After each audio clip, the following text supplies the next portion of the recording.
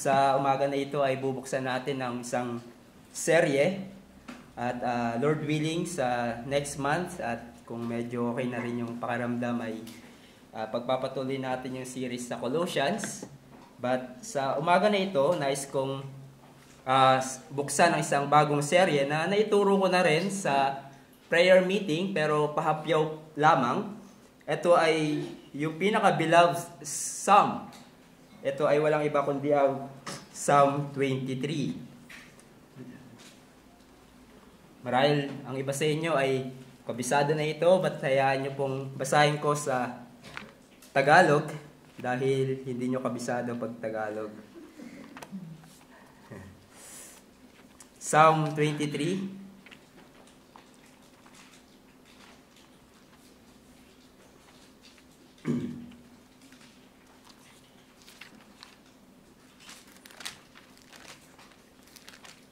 Sinabi po dito sa Tagalog, ang Panginoon ay aking pastol, hindi ako magkukulang. Pinahihiga niya ako sa luntiang pastulan. Inaakay niya ako sa tabi ng mga tubig ng pahingahan. Pinanunumbalik niya ang aking kaluluwa. Inakay niya ako sa mga landas ng katuwiran alang-alang sa kanyang pangalan. Bagaman ako'y lumalakad sa libis ng lilim ng kamatayan, wala akong katatakutang kasamaan, sapagkat ikaw ay kasama ko. Ang iyong pamalo at ang iyong tungkod, inaaliw ako ng mga ito. Ipinaghahanda mo ako ng hapag sa harapan ng aking mga kaaway. Iyong binuhusan ng langis ang aking ulo. Umaapaw ang aking saro.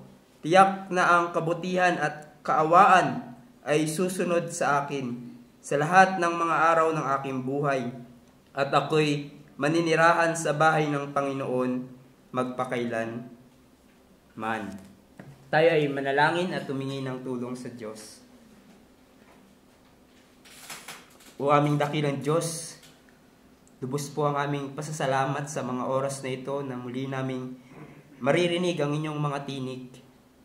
Nagpapasalamat po kami sa kalayaan na pinagkakaloob nyo sa amin sa mga oras na ito. Nagpapasalamat po kami dahil patuloy, O Diyos, ang inyong pagsama sa amin at paggabay sa amin sa buhay na ito. Truly, Lord, we are so thankful for all the blessings, Panginoon, na pinagkakaloob niyo po sa amin. Hindi lamang physically, hindi lamang materially, but higit sa lahat, spiritually. And we pray, Lord, as we receive again the spiritual blessings through your word, that you would help us and guide us and help us to be focused at our minds, Panginoon, to the glory of our Lord Jesus Christ, our great shepherd. To Him, Lord, we rest, tulad ng aming inawit, Panginoon, that we rest upon Him. And we pray, Lord, that as we rest upon Him, we enjoy the blessings and the joy, Panginoon, na meron kami sa Kanya. Tulungan niyo po, Panginoon, ang iyong lingkod na magdadala ng inyong salita sa Kanyang kahinaan. Physically ay kayo po ang patuloy na gumabay sa Kanya at magbigay ng kalakasan. Sa lahat ng ito, kami po ay nagsusumamo, nagpapasalamat sa pangalan ni Jesus. Amen.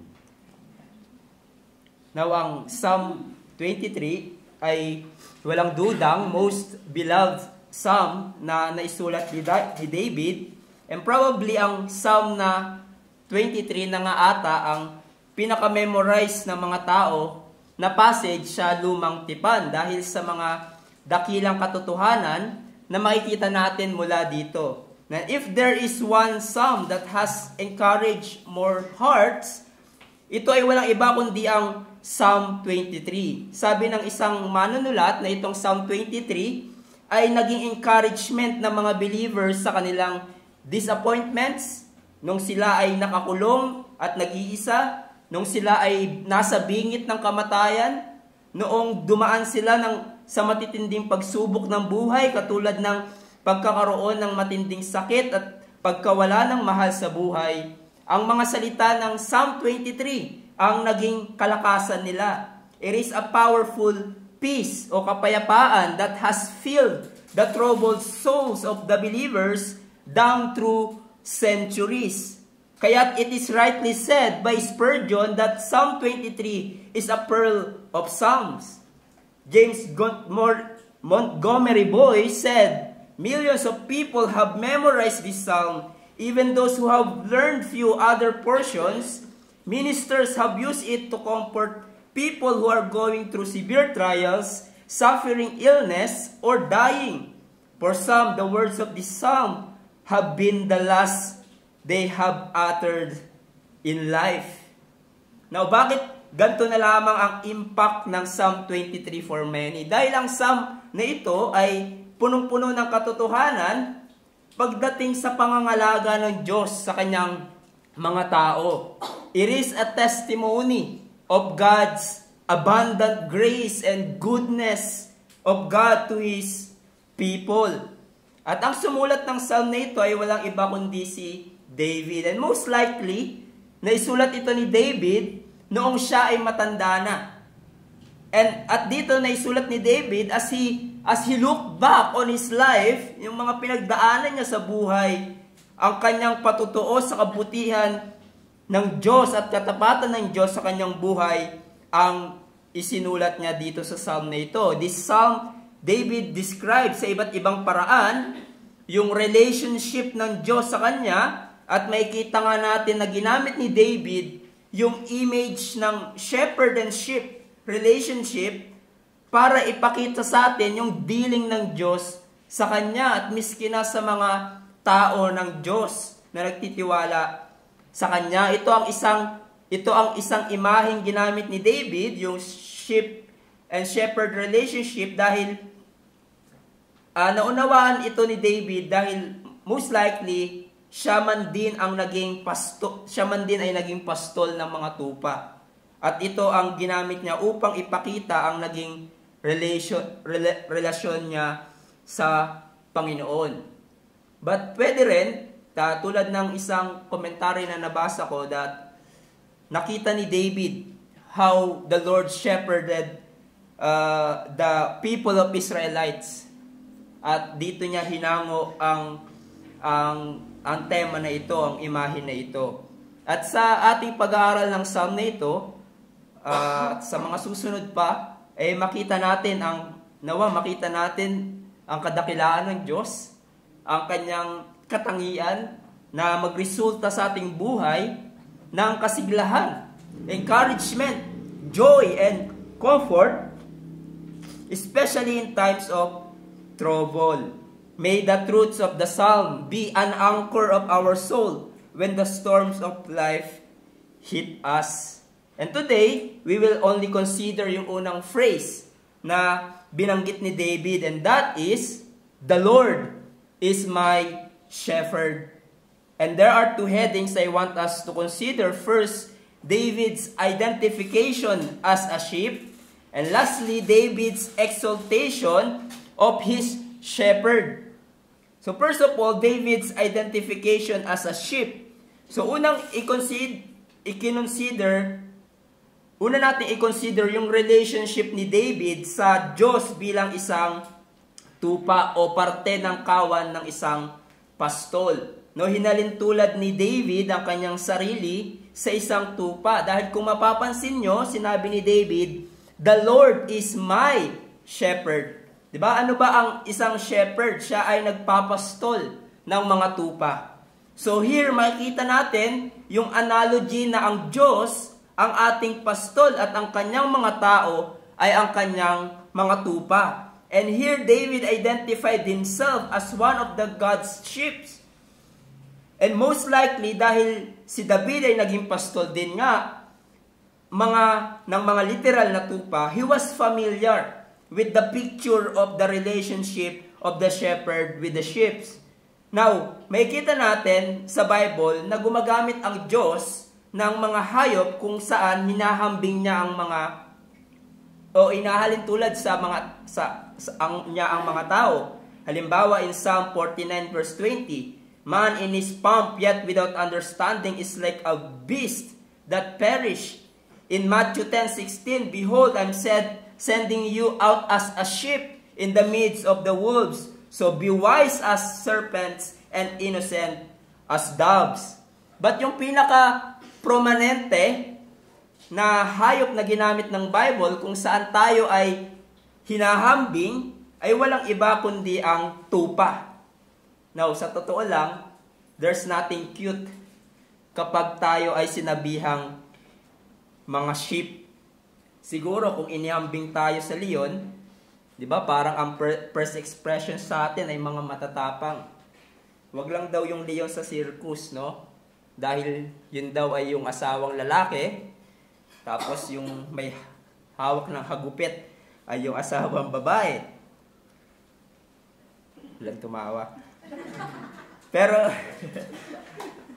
Pero inihambing tayo sa tupa. So, ano bang ang katangian ng isang tupa? So, una, the sheep. Ang sheep ay dependent. Okay, nakadepende ang kanyang buhay sa kanyang pastol. Kung wala ang pastol, ay mapapadali ang kanyang buhay. Without the shepherd, he can do nothing. At mapapansin nyo, yung pagiging dependent ng isang tupa sa shepherd sa mga susunod na verses na binanggit ni David. Si David as a sheep, makes me lie down in the green pastures. And so on. Kung wala ang shepherd, malamang hindi sa green pastures ang punta ng sheep, kundi sa barren land. At siya ay mapapahamak. Ang tupa ay hindi niya kayang mag-provide ng sarili niyang pagkain. Hindi niya kayang ipagtanggol ang kanyang sarili sa mga aatake sa kanya. Wala siyang, unlike the other animals na meron silang kakayanan na pagtanggol ang kanilang sarili. No, they have meron silang matatalim ng ngipin o mga claw. Ang tupa ay walang ganun.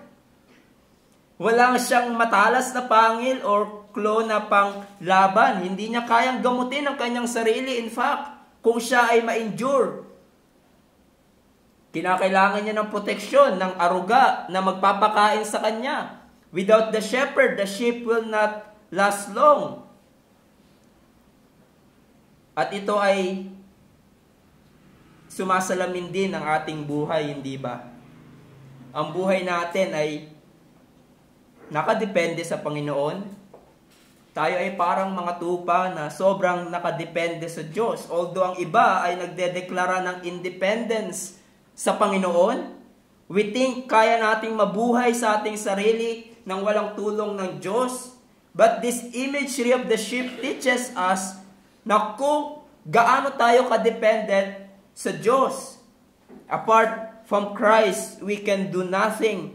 Without Christ, we will perish.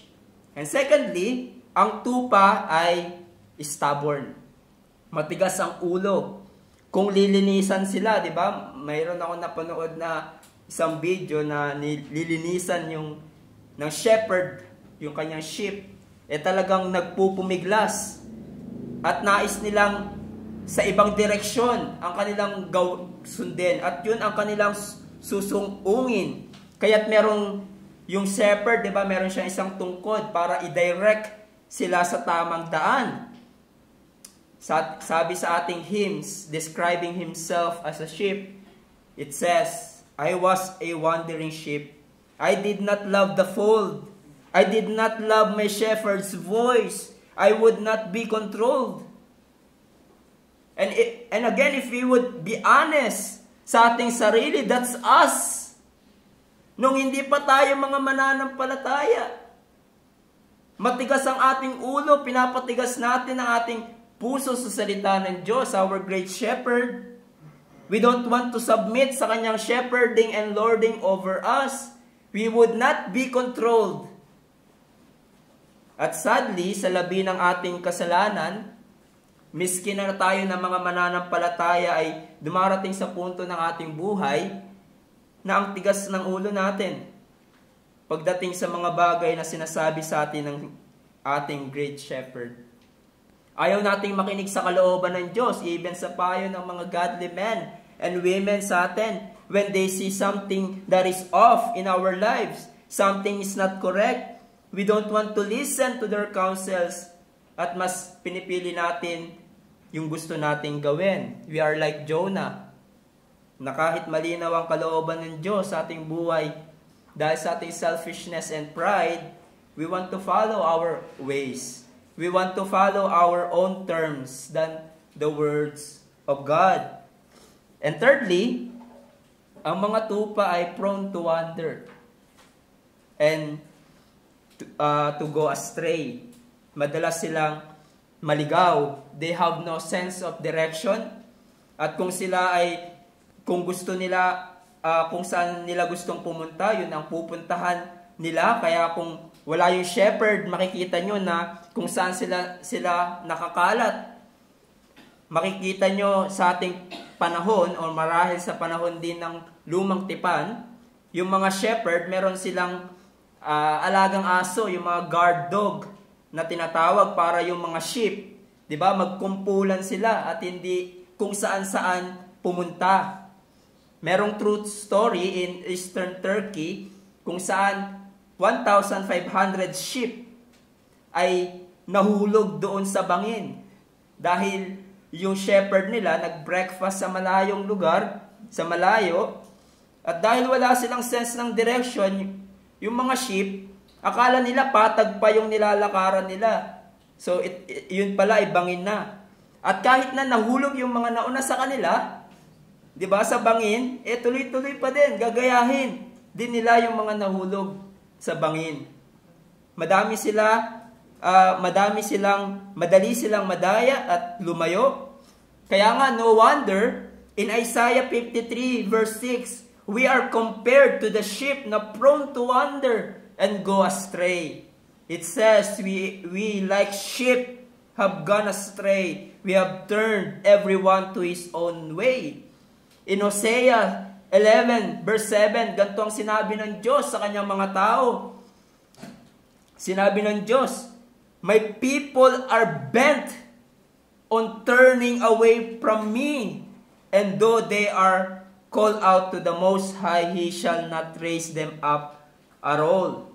At ganyan din tayo, we are bent. We are prone to wander, to turn away from God and take our own way. We are prone to go in our own way. Even nga si David declared about himself. Alam niyo, sinabi niya sa kahulihan ng Psalm 119, I have gone astray like a lost sheep. Seek your servant, for I do not forget your commandments. But then lastly, ang mga sheep ay foolish. Sila ay mangmang and undiscerning, kulang sa karunungan.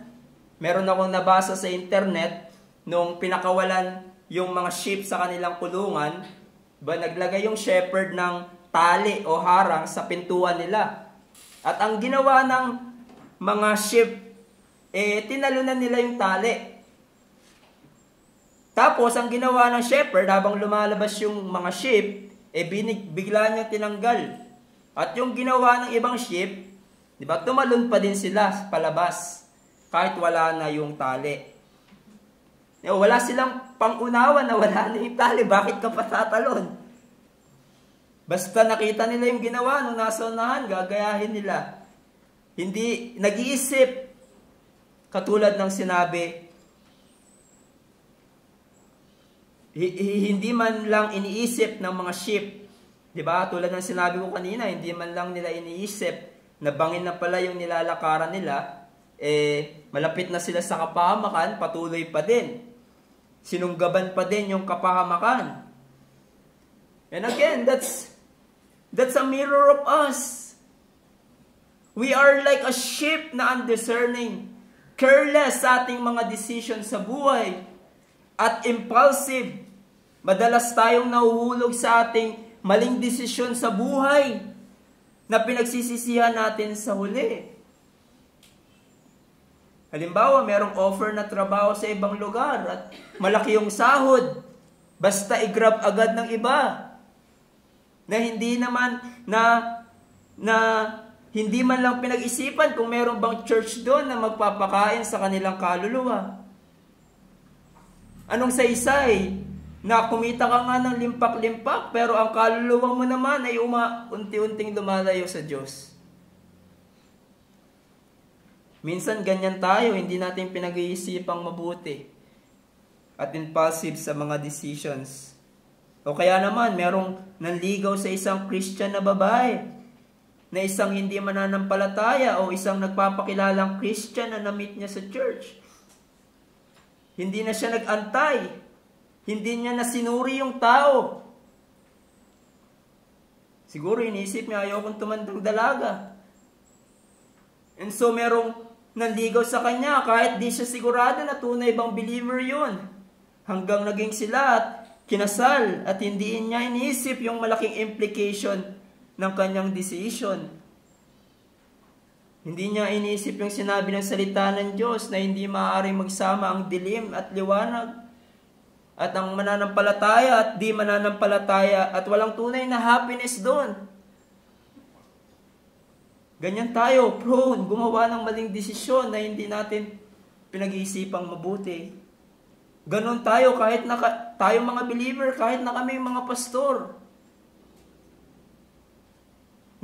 Nakakagawa sila ng desisyon, ng plano na sablay. Kaya nga kung wala yung tulong ng ating great shepherd, ang ating Panginoong Yesus, kung wala yung kanyang pagtutuwid, ay malamang magpapatuloy tayong magdaos-dos sa kasalanan sa mga desisyon natin sa buhay na lihis sa salita ng Diyos.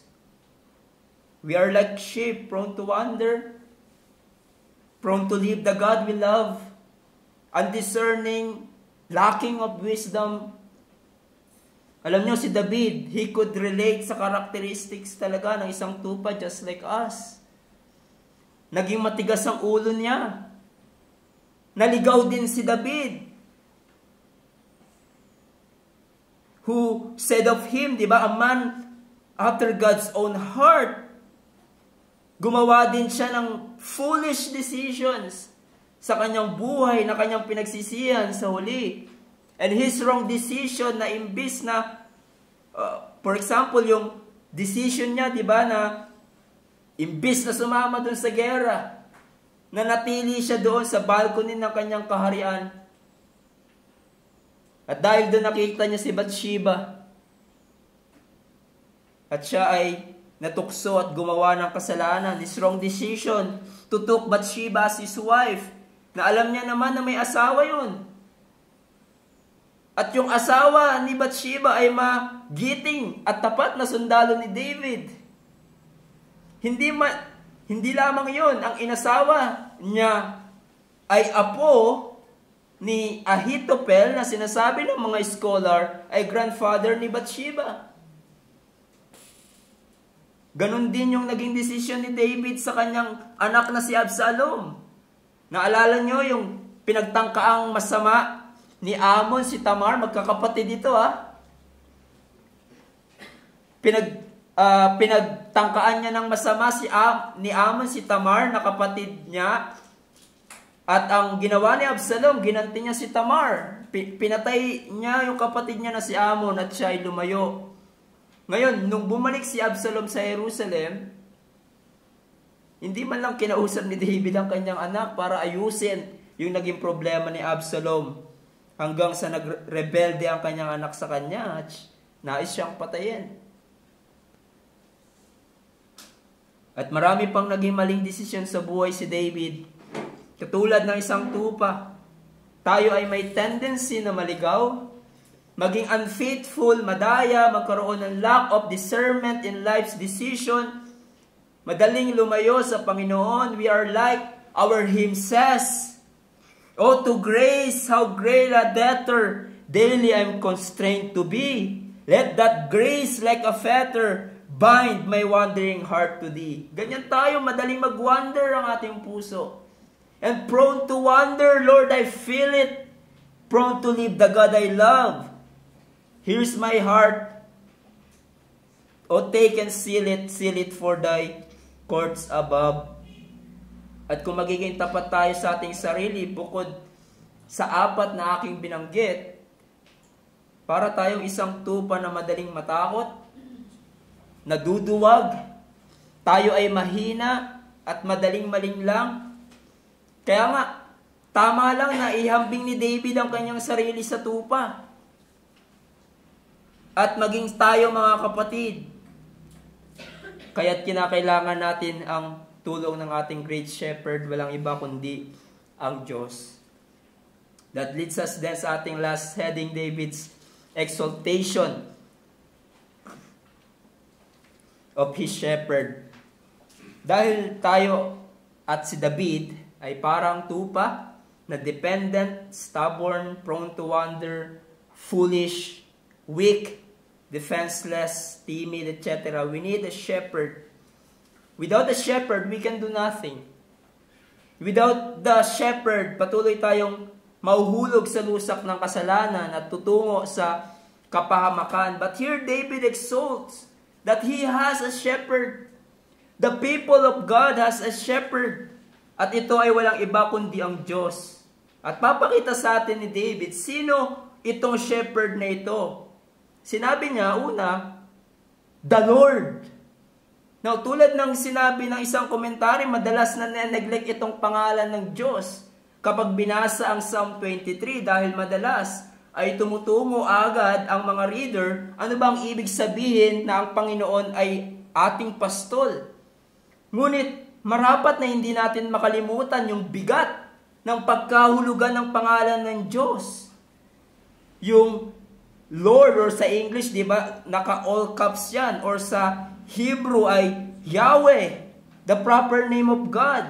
In fact, yung pangalan na ito ng Diyos ay nasa huli at una at huli ng Psalm 23 na isunulat ni David.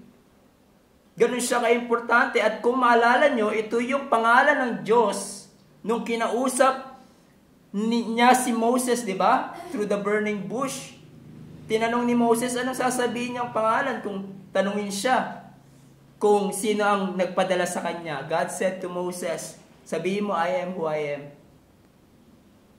Ang pangalan ng nagpadala sa iyo, ang pangalan na ito ay napakalalim at napakalawak ng pagkahulugan at implikasyon. That name ay nangangahulugan na ang Diyos ay eternal. Wala siyang umpisa at katapusan. From everlasting to everlasting is God. That name also tells us that God is self-existent. Hindi niya kinakailangan ng sino man para mag-exist. He is who He is without us. In fact, siya ang naglikha sa atin. Siya ang nagkaloob sa atin ng buhay. He is absolute self-sufficient and self-existent God. Sinabi ng isang manunulat sa encounter ni Moses sa Diyos in burning bush, di ba? And God has given His name.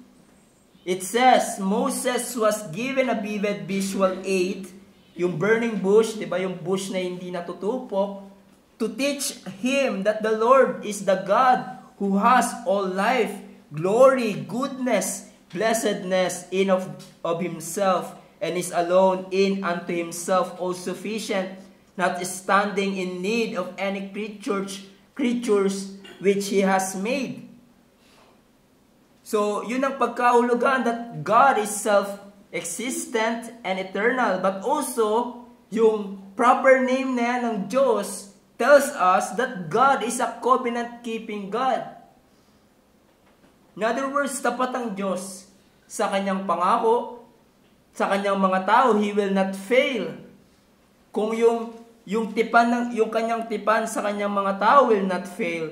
For provision may ito, protection or salvation, as one commentary says, that the first word of the psalm, the Lord, or Yahweh, evokes rich images of provision and protection of the covenantal God. He promised to take care of His people and revealed Himself to be full of love, compassion, and patience, and fidelity, and forgiveness. At sa ating text, may kita natin ito ang pastol ni David. He is not just an ordinary shepherd. He is divine shepherd, self-existent, eternal, and self-sufficient shepherd. At kung ganito ang shepherd ni David, di ba? kung ganito talaga yung shepherd ni David, walang duda, tunay na masasabi niya, I shall not want. This is where this phrase, I shall not want, receives all its meaning. Because this shepherd is self-existent, self-sufficient God, who is the source of all good gifts. He has no need of anything of himself, but he generously gives everything for his people. As one writer again says, God of heaven can meet your every need precisely because he is the one who has no need of anything himself. Isipin nyo, di ba? Lalo na kayo mga parents. Despite ng pagsisikap nyo na ibigay ang kailangan ng inyong mga anak, di ba? You love them, you care for them, and yet hindi nila masasabi na perfectly hindi sila nagkulang.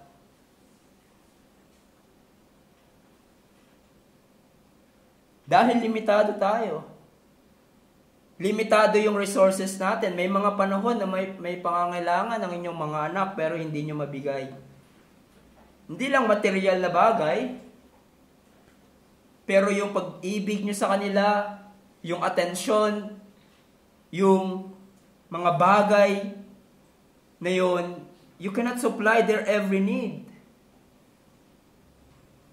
Ngunit ang Diyos, ang ating pastol ay hindi katulad natin. Hindi katulad even the best parent in the world. For this God shepherd provides everything that his sheep need. His children's need so that they lack nothing. Upang hindi sila magkulang. Napakadakilang katotohanan ito mga kapatid, na ang ating pastol ay ang Diyos, na naglikha ng lahat, the one who need nothing but gives everything for his sheep. You see the weight of that name, the Lord, in this phrase, napakabigat, the Lord is my shepherd. But then David exalts that the Lord is his or my shepherd. Itong larawan na ito na ang Diyos ay isang pastol ay nagpapakita kung paano ang pakikipag-ugnayan ng Diyos sa kanyang mga tao, sa kanyang mga tupa. He is the shepherd to them. And from this phrase, makikita natin kung paano ba pinagpapastulan ng Diyos ang kanyang tupa. Una, it is powerful shepherding. Remember, sino itong shepherd na ito? Siya ay Diyos. Siya ay self-existent, eternal, creator of all things. Makapangyarihan sa lahat. Therefore, He can provide everything ng pangangailangan ng kanyang sheep. As one writer says, it is yung the Lord is my shepherd, a portrait to communicate that the one at your side has much less strength and indescribable power which He is stooping to lend to your aid. Si David ay naging isang pastol din at alam niya kung paano pangalagaan ang mga tupa, ngunit limitado yung kanyang kakayanan para mapangalagaan ang kanyang mga tupa. Hindi niya kayang bantayan at proteksyonan ang kanyang mga tupa sa lahat ng panahon. Napaka-limited ng kanyang kakayanan. At alam niyo ba, gayon din ang mga pastor. Dahil sa bagong tipan, tinatawag na pastol, di ba, yung shepherd, ang mga pastor ng iglesia. Sila ay mga under shepherds at sila yung inatasan ng Diyos na mga laga sa tupa ng Diyos. Sila yung mga instrumento ng Diyos kung saan pinapadaan ng Diyos ang kanyang pangangalaga sa kanyang mga tupa. And yet, these pastors, under shepherds, di ba, katulad ng pinag-aaralan natin kanina, gaano man sila kahusay at katalino, di pa din nila perfectly mapapangalagaan ang kawan ng Diyos. sumasablay din sila at nagfe-fail. But the Lord, the great shepherd, ay makapangyarihan. He can and He will protect and care His sheep. At hindi magkukulang ang kanyang pangangalaga sa kanila. Kaya makakasiguro tayo na maiingatan niya tayo. But secondly, it is personal shepherding. Kasi sinabi ni David, the Lord is my shepherd. Ito ay language na personal at intimate. Hindi niya sinabi, the Lord is our shepherd. The word may emphasizes how deeply personal and close was David's individual relationship with God. Iniisip ni David, ang Diyos mismo ang aking pastol. Siya ang gagabay sa akin constantly. Siya ang tutulong sa akin. At kung maligaw ako ng landas, my shepherd will find me and lead me to a right path. But then lastly, it is abundant shepherding. Napakasagana ng pagpapastol ng Diyos. Punong-puno ng pagpapala, hindi lamang sa buhay na ito, kundi panghabang buhay. Hindi lamang material na pagpapala, but higit sa lahat, espiritual na pagpapala. Mga pagpapalang magtatagal at sa mga susunod na pag-aaral natin, yun ang ating titignan. Yung kasaganahan ng makakamtan natin bilang tupa ng Diyos. He makes me lie down in green pastures. He will lead me. He will restore my soul. He will lead me in the path of righteousness. At iba pa na makikita natin sa Psalm 23. But lastly, I want to point out na this great shepherd, the Lord, ay nahayag sa bagong tipan bilang ang ating Panginoong Jesucristo. In John 10:11, sinabi ni Jesus, ako ang mabuting pastol. I am the good shepherd, and the good shepherd lays down his life for the sheep. In Hebrews 13, verse 20, now may the God of peace who brought again from the dead our Lord Jesus Christ, the great shepherd of the sheep. Pinapakilala sa atin ng bagong tipan na si Jesus ang ating mabuti at dakilang pastol. But then we must remember also na si Jesus ay hindi lamang basta mabuting pastol, but siya ay Diyos. He is Jehovah. Jesus said to them, di ba? In John 8, truly, truly, I say to you, before Abraham was, I am. I am, yung salitang I am, ego, I, me. A Hebrew word for the divine name of God, Yahweh. And Jesus took the divine name ng Diyos, na hinayag ng Diyos sa burning bush kay Moses, and He applied it to Himself. In other words, sinasabi ni Jesus, I am the Lord. Ako ang Diyos. The Lord Jesus, our good shepherd, is God Himself, which means He is our self-sufficient shepherd, self-existent, almighty, eternal shepherd. At tayo na nagtiwala kay Jesus, tayo ang kanyang mga tupa. Jesus will take care of us, will protect us, will guide us, give everything we need for our good and for His glory. In fact, pinagkaloob niya ang dakilang pagpapala para sa atin. And what is that? What is that? Ang kanyang sarili. Our great shepherd laid down His life for us. His sheep, para matanggap natin ang dakilang pagpapala ng kaligtasan. And what a great shepherd we have in Christ Jesus.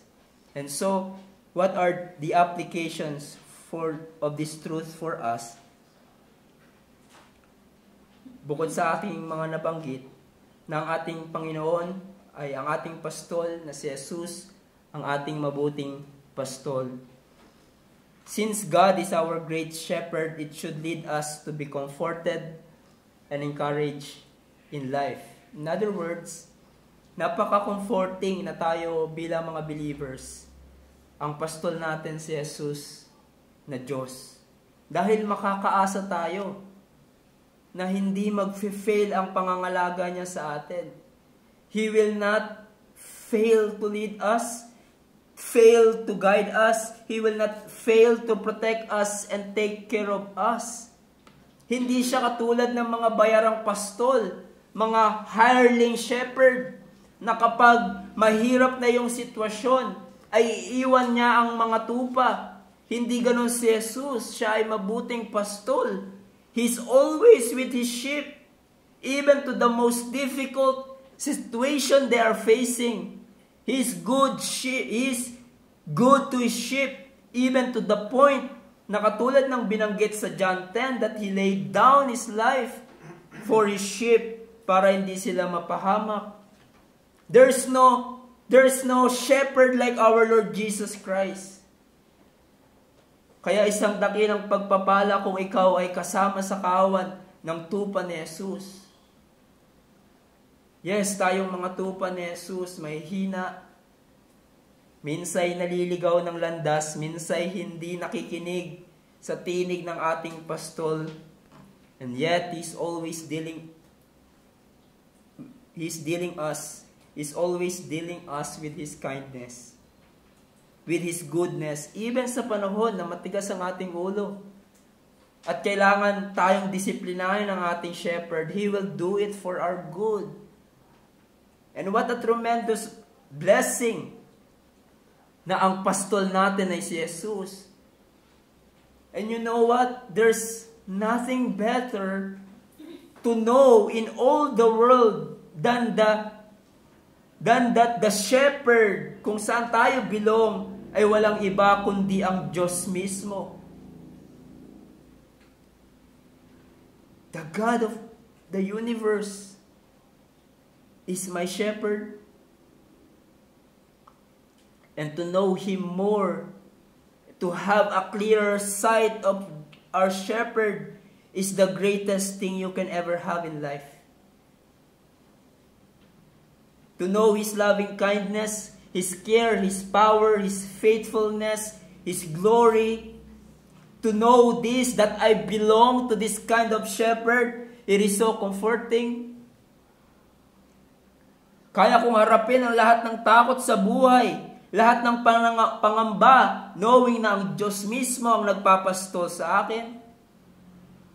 I can have true joy sa buhay na ito, ano man ang circumstances sa buhay, knowing that my shepherd is the Lord.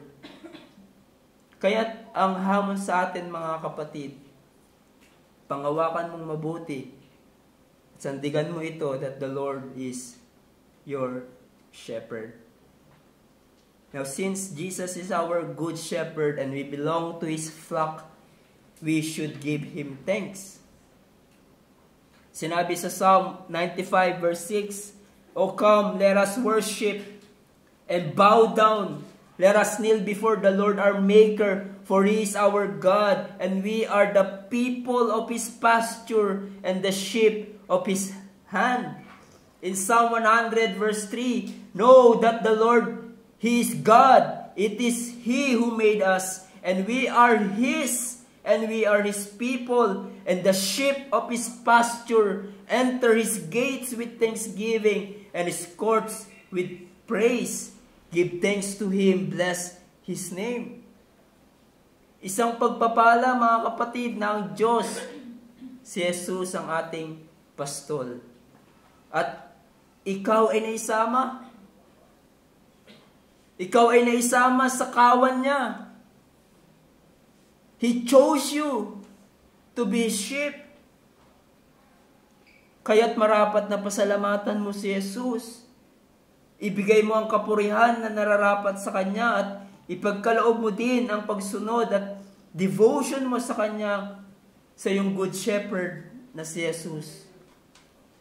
Pasalamatan mo siya sa buong buhay mo. Dahil sa dinabi-dami ng mga tao sa mundo. And many people made a wretched choice. And yet, He chose you to be sheep para maging isang tupa ni Jesus. Isa ka sa ibinilang ni Jesus na maging tupa niya para maranasan mo ang pagpapastol niya. Is it not amazing?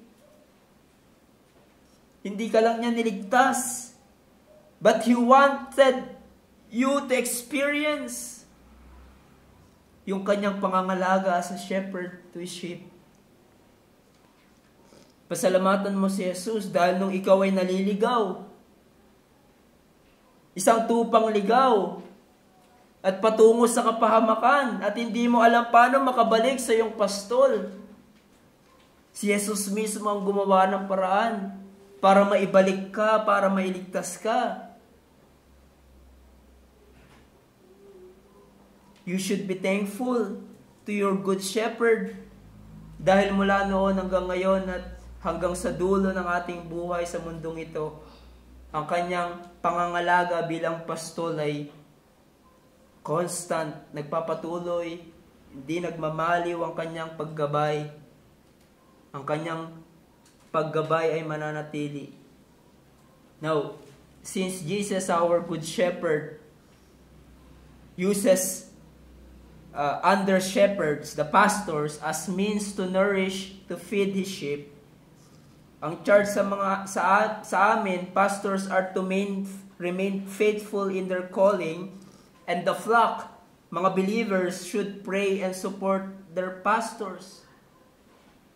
Ang charge for the pastors or ministers just like me ay patuloy na maging tapat sa aming pagpapastol. Pakainin ng tama ang mga tupa ng Diyos ng kanyang salita, knowing na mabigat ang pananagutan namin kay Jesus. The chief shepherd of the flock, sabi ni Peter, kung anong ginawa namin sa kanyang mga tupa, ay pananagutan namin sa Diyos.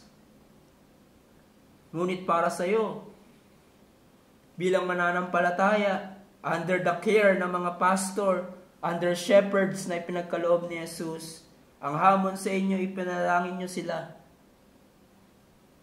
Pray for your under shepherds. Dahil may hina din sila, tupa din sila, first of all, na punong-puno ng limitations at kahinaan at nagkakasakit. Parang ako. Merong mga pagkukulang. May mga pagkukulang ang mga pastor. May mga weakness and limitation. Ipanalangin nyo sila na maging tapat, na magampanan nila ang kanilang pagpapastol sa inyo. Maaari nyong ipanalangin katulad ng sinabi sa 1 Peter 5. Ang charge ni Peter sa mga under shepherds, remember that?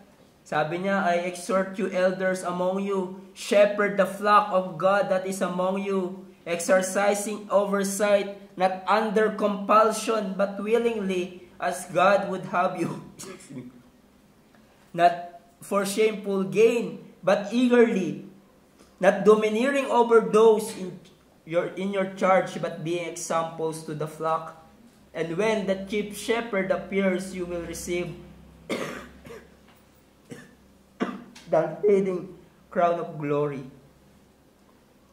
You see, ipanalangin niyong na maging tapat sila sa mga bagay na ito. Not domineering over those in charge. Baka tulad ng pinag-aralan natin kanina, those things ay hindi mangyari to your pastors. And so we covet your prayers. But lastly, only those who trusted Jesus Christ and repented of their sins are belong to His flock.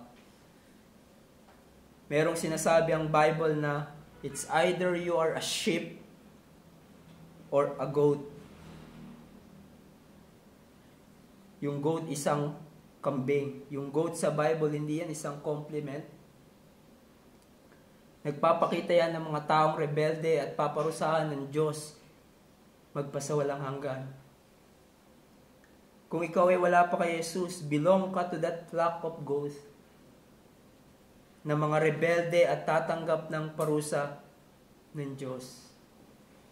At yung babanggitin ng mga pagpapala in Psalms 23, you cannot have a claim of it.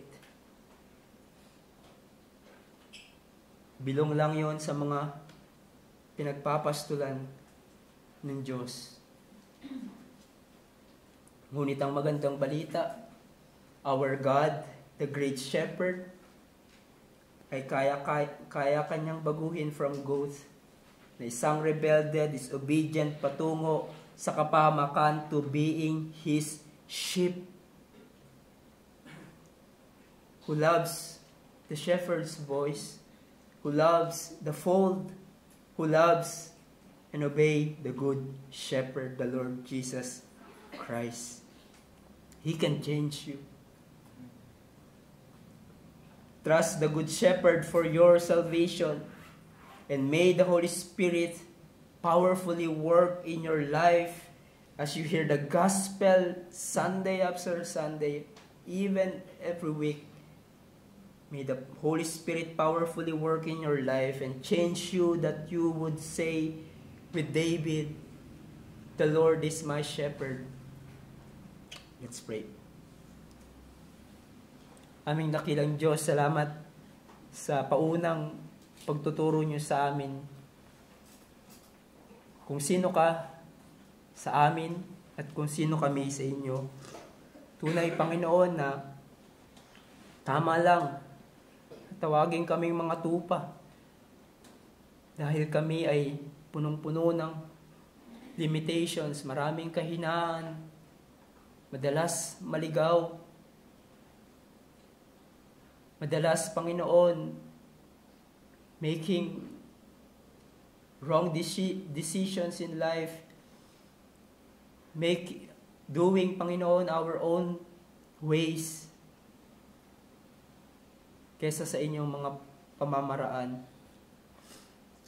And yet, Lord, we are thankful and we exalt you that we have a perfect shepherd, powerful and eternal, a God shepherd who always looking and caring, Lord, for His sheep. May these truths, Panginoon, naming narinig ay hindi lang tumagos sa aming mga tenga. Alam namin, Panginoon, we are so familiar with this psalm. At nawa, Panginoon, yung familiarity ng psalm na ito ay hindi maging hadlang sa amin to enjoy the truths that we can see from this psalm. Help us by your grace as we go through, Panginoon, throughout this psalm. In Jesus' name, Amen.